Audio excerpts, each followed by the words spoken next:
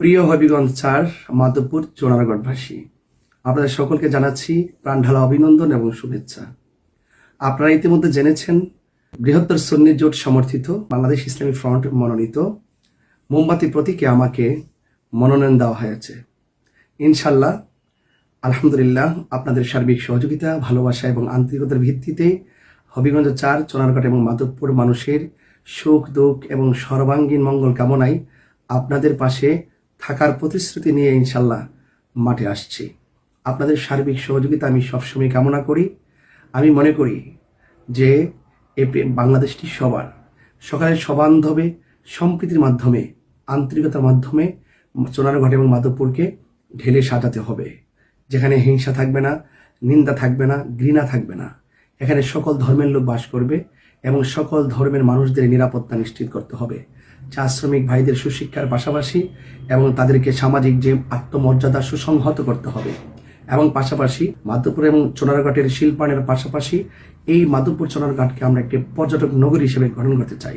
এবং আরও বলতে চাই, এই মাধবপুর এবং চোনারগড় থেকে টেন্ডারবাজি, চাঁদাবাজি, দুর্নীতি, সুদ, ঘুষ ইত্যাদি আমরা প্রতিরোধ এবং রোধ করার জন্য আমি সকলে মিলে আমরা ঐক্যবদ্ধভাবে চেষ্টা চালিয়ে যাব।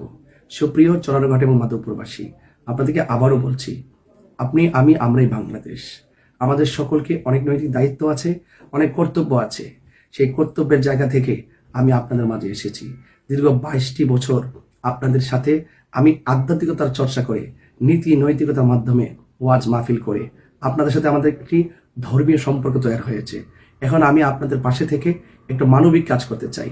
আমি আপনাদের পাশে থেকে চোনারগড় এবং মাধবপুর আমি আপনাদের সেবা করতে চাই।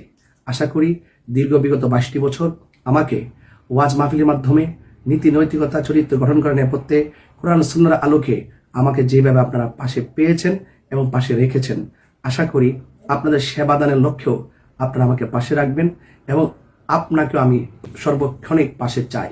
তো সেই দৃষ্টিকোণ থেকে আপনারা অবশ্যই আমার জন্য দোয়া করবেন। আমার নির্বাচনী প্রতীক হলো মোমবাতি। সেই মোমবাতি যেমন করে নিজে জ্বলে অন্যকে আলো দেয়, আমি চাই আপনার মহা ইমানি ভোটটুকুন মোমবাতিতে দিবেন। ইনশাআল্লাহ, যদি আমাকে আল্লাহ পাক কবুল করেন, তাহলে অবশ্যই আমার ঘাম জড়িয়ে, রক্ত জড়িয়ে, পরিশ্রম করে এই মাধবপুর চোনারগড় মানুষের, মেহনতি মানুষের মুখে হাসি ফোটানো এবং সকল মানুষের অধিকারকে প্রতিষ্ঠিত করার জন্য আমিও আলো ছড়িয়ে দেওয়ার জন্য চেষ্টা করব।